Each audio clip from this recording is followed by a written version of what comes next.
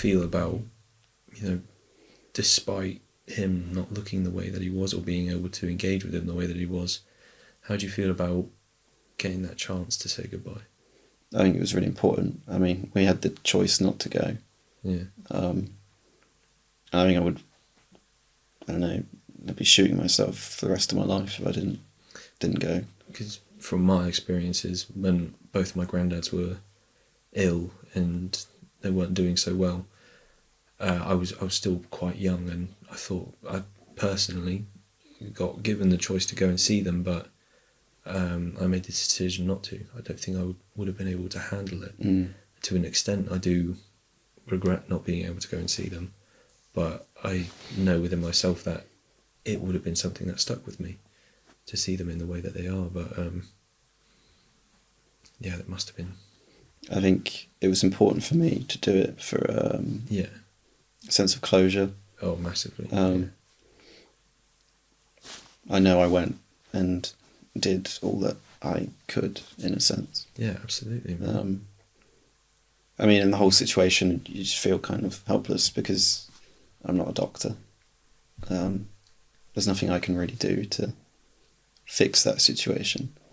I think that's one of the most horrible things about cancer is it is really your own body trying to kill you. Yeah, and I still now every time I get sick, there's a slight worry. Is it going to be that? And I mean, this year I had a surgery for a lump in my mouth. Had it removed. Doctors were pretty sure it wasn't anything, but for me, I was feeling very anxious about it because that's when my dad's cancer started. Yeah, I'm sure you were racking your brain a bit over that one. Yeah, I was freaking out. I just didn't really tell anyone. I just acted like, oh, it's fine.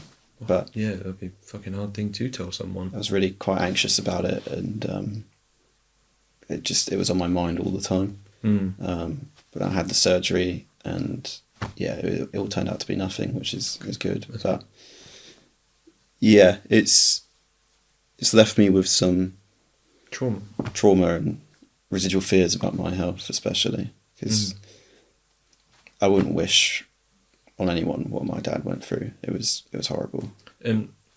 If I wanted to ask this when you mentioned it at the beginning, what was it like for you to see? You said he looked different. What was it like having that image of your father, and then what you saw him as towards the end?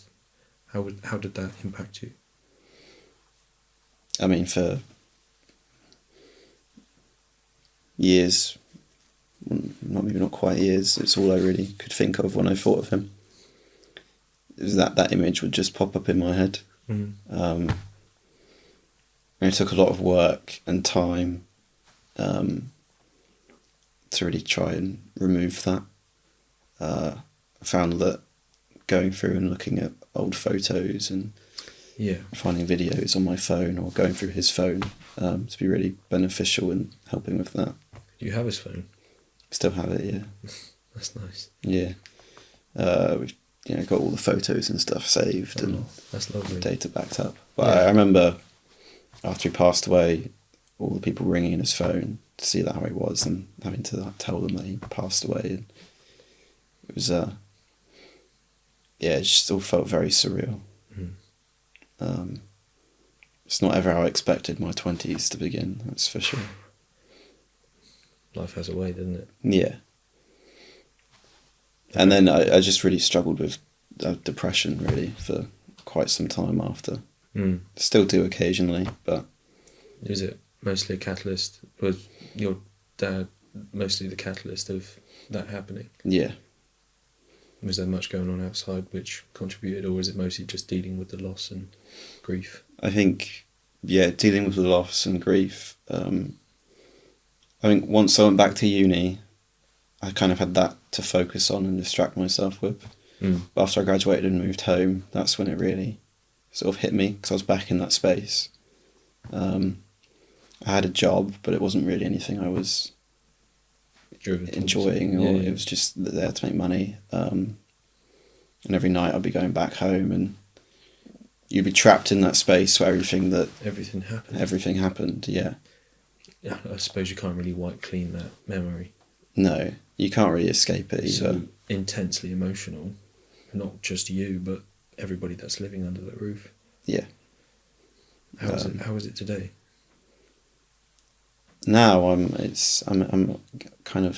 with it. I think I've learned to accept it. And during that time when I was really worried and struggling with being at home, that was the thing. Am I ever going to be able to accept this? You couldn't escape it. You didn't have a different environment where you were able to get out of that traumatic environment and process it separately. Time, as often with many things, is really you can't force it. The biggest cure. Yeah, you can't force it. You've just got to accept that it will happen eventually. For me personally, it's one of the most infuriating things when I want something, whether it be to accept, to move on. I want to make it happen. You can't. No. You have to be patient, be resolved in that it will come with time. It's just you have to give and afford that time, and that in itself is sometimes just the hardest thing. Well, you sit there often and you think, why am I feeling this way? I don't want to feel this way. Why did this happen to me? All these sort of big questions that there isn't really an answer for. But you've just got to do your best to try and carry on in a sense. Because my dad wouldn't want me to just fade into obscurity and not try and do anything about it. I started therapy, which helped me out a huge amount. Yeah. And I'd highly recommend anyone going through some sort of grief or trauma to do the same. What was your experience like with therapy? Really positive. Really, I don't really have anything negative to say about it. I mean, the therapist I had, I immediately felt quite safe. I knew that I could just be open and sort of express everything I was feeling. Was it more communication based, like just talking? Yeah, initially, I tried a bit of hypnotherapy as well. Did you? Yeah. Wow. What was that like? It was strange. Yeah. I don't really remember it that well. Maybe that's the point. Yeah. Oh, So maybe I've gone and killed multiple people afterwards. I don't know. But, the nefarious things they got you to do. Yeah. Wow. Damn. Rob the bank. I don't know. But it really helped me out. I still go now. Yeah. Because it's just important to be able to talk about what you're feeling. I was just thinking that. And not trap it within yourself, which is what I did for a long time. The more you get out. Yeah. Unless you can just... My mum, if I haven't said this before on the podcast, I'm sorry, Mum, but something so valuable that she told me is that a problem shared is a problem halved. Once you talk to someone, you should let them know how you're feeling. Not only is it off your conscience, or at least... It's a weight off your shoulders. Yeah, but you're listening to... Someone's listening to you. Yeah, you don't feel alone anymore. Oh, yeah. Yeah. Talking, man. And that's the biggest thing. I just felt alone and isolated, even though I wasn't. Yeah, but you couldn't have that. You couldn't talk to people, could you? You couldn't go have a beer or a coffee with a mate. Not after it happened, no. Fuck me. But going back to uni, I was quite lucky. One of my friends I lived with went through something similar when he was younger, and it was nice to be able to have someone around that had that same sort of understanding. Someone who knew. Yeah. So I've noticed that the bond, I think... No, I'm not going to say that. But people who do know what it's like, it is almost like a lifeline. Yeah. It almost is like a bit of a light in the dark, having someone who can empathise rather than just sympathise and be there for you. Yeah, it does give you that more empowering sense that you aren't alone. No. And that's the biggest thing, is when something like this happens, you do feel alone. And you need to try hardest not to feel alone, because the isolation, I think, is what can kill you in a way. Yeah, absolutely. Yeah, you get this thing, you feel alone because, wow, this is a lot and I'm experiencing it. But if you're not able to unburden yourself from that, then you you must come to think that I really am alone. Yeah. Okay. Light-hearted moment. What do you love and why? No. What do I love? Who do you love and why? Who do I love? Well, my mum. Yeah? Why do you love your mum? Yeah, I mean, she drives me insane, but I wouldn't have it any other way. Yeah. She's, the last few years especially, she's been like great. There's no pressure from her anymore for me to do anything. She's very much behind me and everything I want to do, and just all around really supportive. And yeah, despite the fact we drive each other crazy, I wouldn't have it any other way. Same goes for my sister. I mean, my family in general, they're all great in their own ways. What your mum and sister called? Sarah and Sasha. Shout out Sarah and Sasha. Yeah. My friends, there's too many of them to name. I've met your mates. They're a good bunch of people. Yeah, well, you included. Oh, Yeah. Stop. My pets, I guess. I don't know. It's a very long question, this one. Yeah. And how has the trauma of what you've been through affected who you've become? How was let me try this again. How differently does the Callum Lindsay of before look like to the Callum Lindsay now? I mean, of course you have natural progression and growth, but... I don't think I'd recognise myself. No. Both ways. Mm. There are still some days where I might think or feel like I'm still that person with, no weight on their shoulders. Everything was carefree and easy. Yeah, but don't you think that to an extent that only lasts so long? It does only last so long. Life gets in the way. It does. Yeah, I was much more light-hearted. I mean, I still have my moments now, but I'm definitely a lot more of a serious person. Yeah, it changes you, doesn't it? Yeah. I'm like that. But as I said, the whole thing is very transformative in a variety of different ways. Yeah, and like you said, you have a natural progression as well. And I don't really know how I could separate the two. It's sort of they're entwined. It's all you've known. Yeah, that is the reality of my situation. But grief and trauma it's just a very weird thing. It's not something you're ever really prepared for. You don't really know how to react or how you should feel after it all happens. There's no right or wrong answer or way to do things, and I'm someone that's I like to have answers, or I like to have a guide, or know what to do, when to do. Know what to do, and you just feel completely helpless, which was very difficult for me to deal with. So if you could talk to either a younger version of yourself or somebody who's going through that now, what sort of things would you say to them to perhaps give them a little bit of direction or purpose? What helped you? You need to understand that you're not alone. And there are people out there that will listen. There are people out there who've been through similar things. Being able to talk about it and not hold it all in, which I did for a long time. I felt like I had to try and be strong. That sort of stereotypical man shit. Are you saying that didn't work out for you? No. You listening to that, ladies and gentlemen, particularly you gentlemen? Holding in your emotions, not talking about them, don't work. Because it just reaches a point where you feel like it's a boiling going point. to explode. I'm going to get in trouble because I can't reference this. I will find it. It either does reach a boiling point or it's a quote from someone. I'm going to have an absolute nightmare finding this.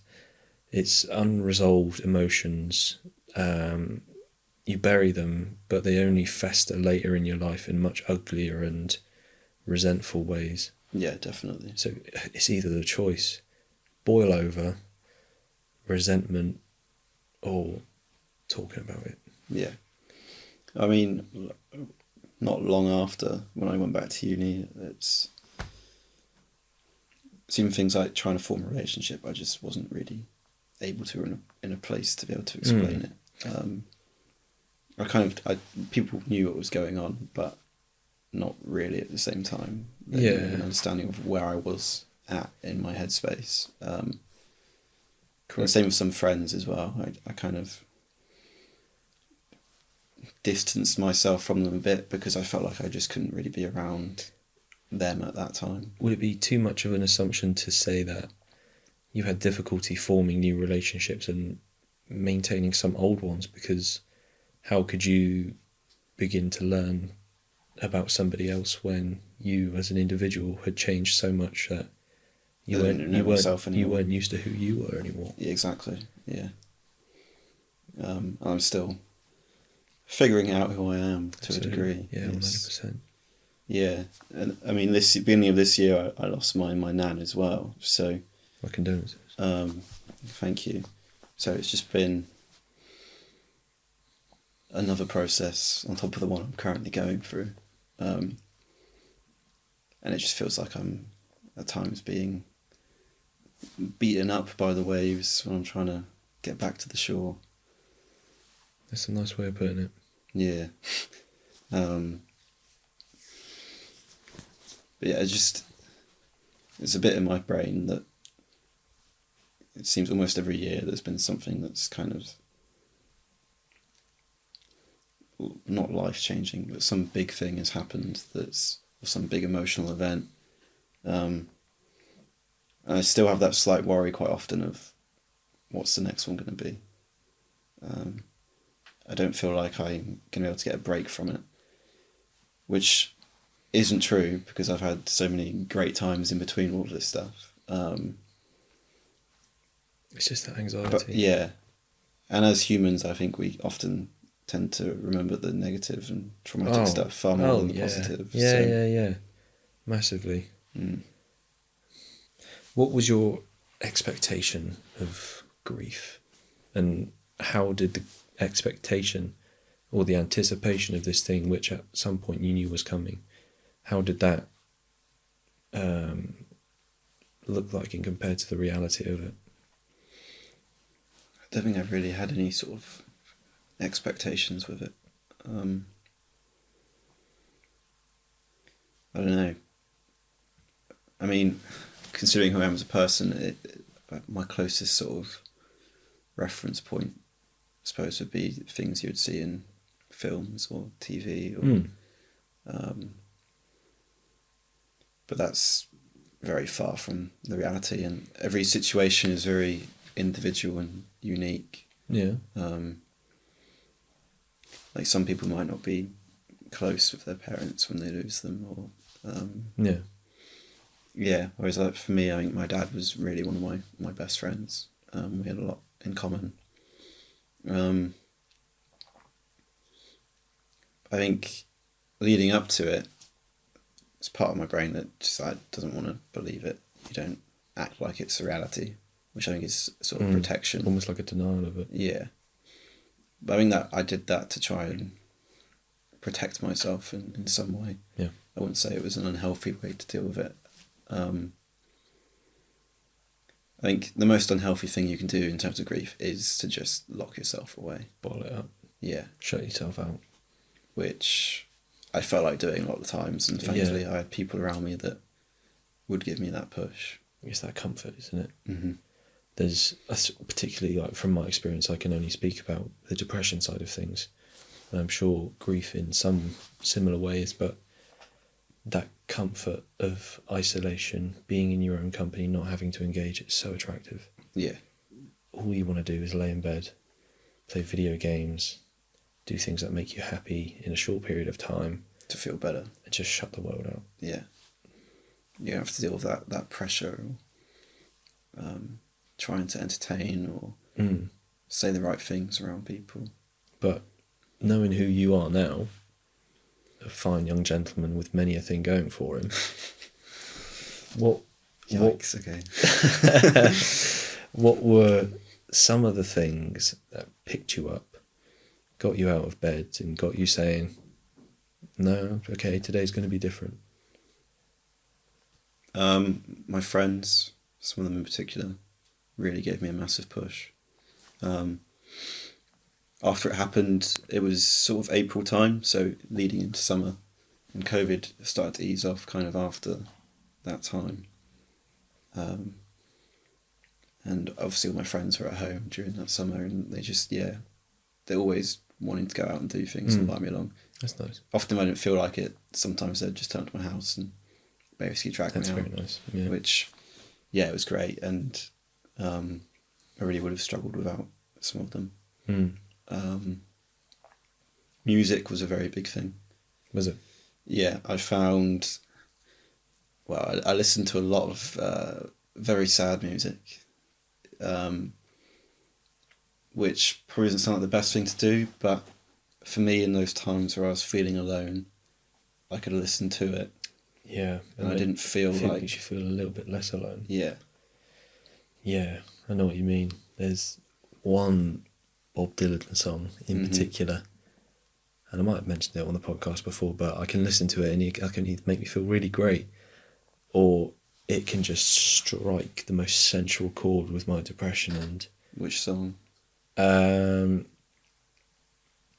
It's not Girl from the North Country, it's... Oh, bollocks. Yeah, I love that one. Classic. Yeah. Oh, shit. Even you don't know by now, it ain't no use, and I wonder why, babe. Didn't know I was going to get serenaded. You don't know do it somehow. It'll come back to you.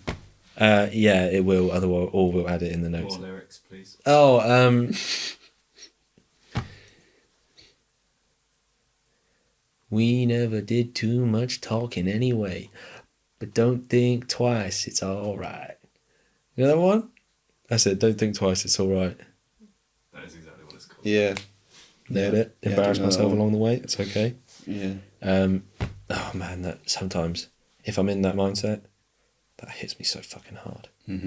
But it is comfortable. Yeah. I don't put it on when I'm feeling that way.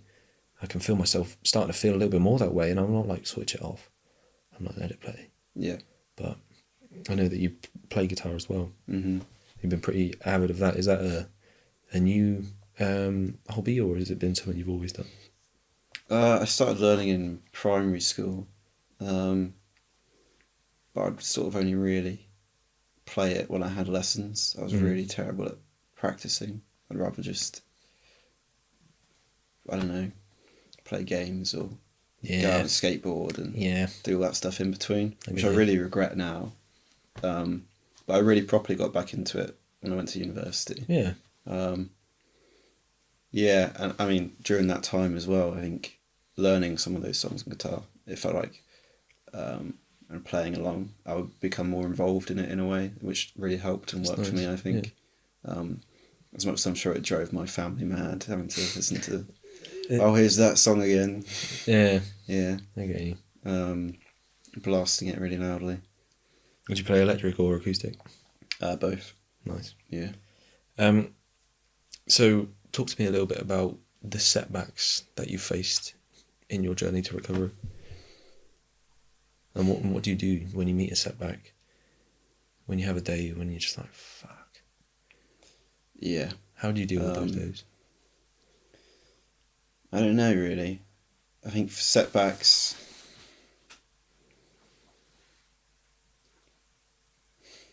I wouldn't really say there were any setbacks, but there were things that would sort of reset that emotional state somewhat. Like something bad would happen again. Like, I don't know, a breakup or seeing, I mean, some of my dad's friends were ill. That diagnosed around the same time as him. I remember, must have been 6, 8 months after my dad passed away. One of his friends passed away. I was at uni at the time, and that killed me. Yeah. I remember reading it on Facebook, and I hadn't even met him. I knew his family, but I mainly started to get to know them during the time he was sick, and it just brought back all those feelings again, and it just completely crushed me. I was sort of alone in my room at university, just having a breakdown. Yeah. It was part of it because you know that what happened to you was now happening to other people. Yeah, that and knowing how it would affect them, and also just knowing that, well, not knowing, but it just reminded me of everything that happened. Like, I'd gone back to uni, I'd somewhat separated myself from it a little bit. You've managed to get away from it. Yeah, which, I mean, it's what I needed at the time, but it's not something you can run away from forever. There has to be a point where you need to confront it. Yeah. And I've been putting on this sort of brave face for people, and yeah, it just broke me. Do you put on a brave face anymore? No. I mean, sometimes I'll just, I might say, oh yeah, I'm all right. Well, I'm not really all right, but it's not so much of a problem that I feel like I need to talk about it. It's something that I know I'll be over in a day or two, or it's just I'm having a bad day. But I know for the big serious things going on, I can talk about it. Like my mum, prior to all this, I would not have told her anything. Could not think of anything worse than talk to my mum about the goings on in my life. But now, it's not a problem. It doesn't bother me. And it's really nice to be able to have that. It's brought you closer together. Yeah. And you mentioned a moment ago about those days where you want to put, or you feel like obligated to put on a brave face even if you don't want to, or your days you're just like, yeah, whatever. How do you deal with those days? Like, what are the things which help see you through those days? What's something that you go to? Sometimes I try and find a sense of escapism. Whether that's reading a book, watching a film, playing a game. I might try and see if anyone's around to do something so I can distract myself and maybe try and feel a bit better about it. Or sometimes I've got a few friends that I know I can just go to and talk about it, and that's really invaluable. Yeah. Because I always just feel much better once I've talked about it. Yeah, it's like it's not a lingering part of you anymore, or at least that feeling, because feelings aren't always constant. Sometimes it's just a fleeting feeling which hangs above you like a cloud. Yeah. And it's just kind of like getting rid of it, or having the support to help kind of chuck it away. Yeah, exactly. Which is nice. Yeah. Yeah. Would you say, as a result of all of this, you've grown as an individual? Massively. Yeah. Yeah. What are some of the biggest ways in which you've grown? I think my appreciation for life and my family, friends, things that I took for granted. As well, I find myself not caring anymore for things that I know don't really matter. I used to, I wouldn't say I got wrapped up in it, but a lot of the time when there'd be drama or things like that between my friends, and I would get involved. Yeah. Now I'm just like, I don't care, guys, sorry. And I feel much better for it. It's a waste of energy, isn't it? It's a waste of energy, it's a waste of time. And once you... Same with things like, I think, politics, and as horrible as lots of things are that are going on in the world, I'm able to kind of put it in perspective and appreciate where I am, Yeah. and how lucky I am not to be involved with that. I mean, I know there's nothing I can do to change any of those things, but to understand and appreciate what I have. It means you can give more to the things that do matter. Yeah. That's what I've learned. What are some of the lessons that you've learned? Whether they be the hardest lessons or just the little ones. Life doesn't last forever. It can be very unfair. What's not to say that I get ill next week or someone I know does. You've got to try and understand, I think, that life isn't always as easy as you might believe it should be. And it's okay to feel shit, and it's okay to, I don't know. So it's a weird one. Yeah. I feel like I've kind of answered it as well, actually, I suppose. Okay. Ding, ding, ding. Right, okay. We're going to rattle off some of the other light-hearted ones.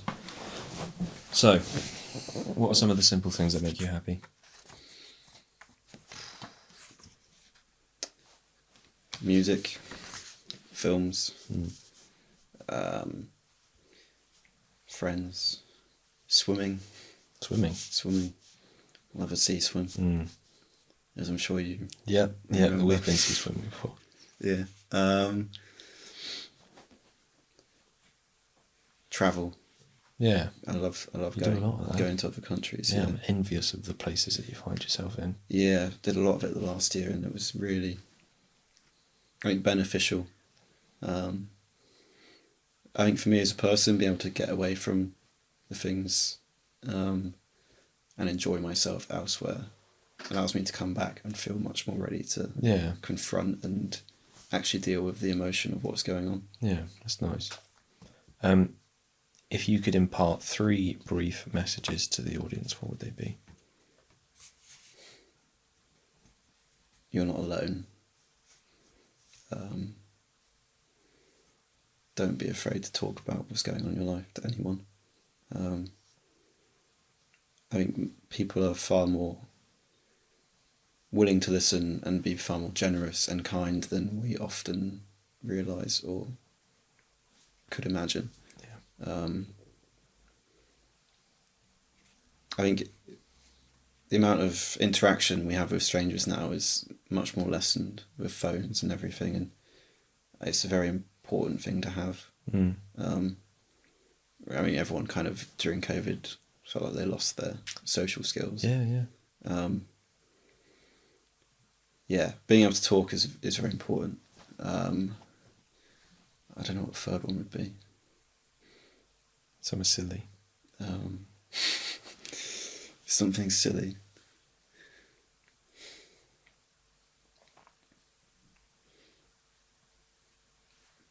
Doesn't matter. My mind's gone blank. Okay. What are you grateful for the most? I'm grateful for the most. I'm just grateful for today. Grateful for my friend Sam. Oh, stop the time and it. listening to me. I'm grateful to my mum, my friends and family who've all been very supportive and are always there for me. What's something that you're proud of?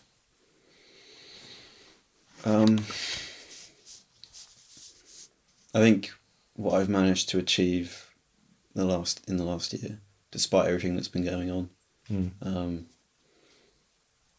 I may not feel like it at times, but when I really take a step back and think about it, I feel like I've done quite well in terms of my own self-development and progression in terms of my career and what I want to do.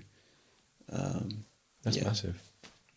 It's difficult to stop and look back, isn't it? And take into consideration the amount of things that you've done. Yeah, I'm terrible for comparing myself to others and thinking, why am I not working on what they're doing, or why am I not doing this? Mother time. Yeah. She's a dastardly devil. Yeah, it's social media's awful. Awful for that, yeah. Yeah. Okay, we've got some quick fire ones. What excites you? What excites me? Yep.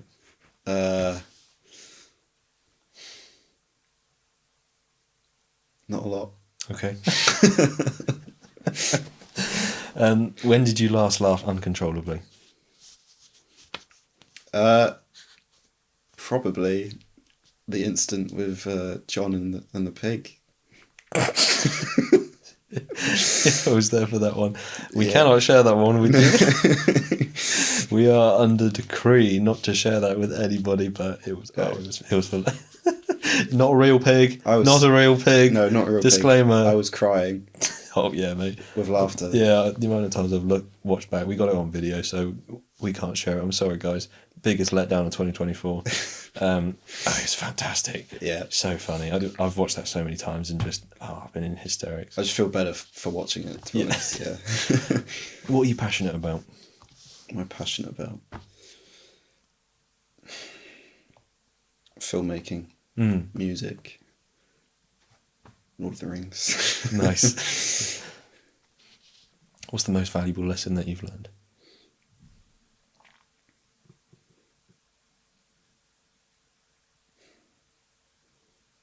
Appreciation. What pulls you out of the darkness? Turn the light on. Fuck off. All right, yeah, I walked into that one. I tried to be nice with my questions. Do you have an answer? No, like not a good one, a serious proper one. answer. A serious one. Asking happy questions, ask for serious answers. Seeing people, seeing friends, socialising. Nice. Yeah. Yeah, definitely. And what's your favourite hobby? Oh, I have so many. Favourite hobby? Probably music, and guitar. Yeah. Should do it more often. What's your favourite song to play? My favourite song to play? Mm-hmm. Probably Lover You Should Have Come Over by Jeff Buckley. Don't think I know it. The first song I'll be listening to. Yeah, you should have a listen to that one. Okay. Yeah. Wicked. Callum Lindsay, that's all I've got for you. Okay. Thank you so much for coming on. It's okay. Thank you for having me. I can imagine that this was a hard thing to talk about, not an easy thing to talk about. So the fact that you've done it and you've done it so well. Yeah, and I feel like we're just kind of scratching the surface, really. But that's how it goes, though, isn't it? Exactly. Yeah. Immensely grateful for you coming on and speaking to us, and I'm sure that there's somebody out there who now, as you know, you want and intend to be, doesn't feel quite so alone. Yeah. So thank you for doing that. That's the biggest thing. If it's going to help any one person, then it was worth my time. That's how it goes. Yeah. I'm sure it did. So thank you. Thank you as well. Hope you enjoy, guys. Take care. This has been a Common Bird production.